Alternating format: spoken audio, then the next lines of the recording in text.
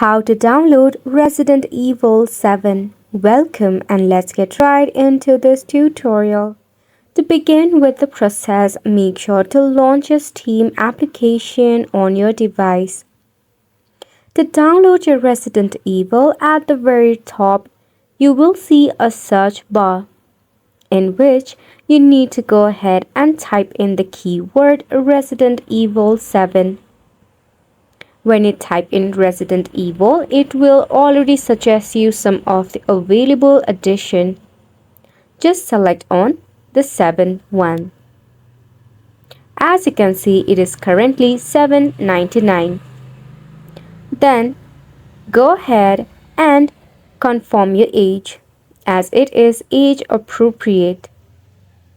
Once you have crossed through it, now to purchase, you will find various of edition for your Resident Evil.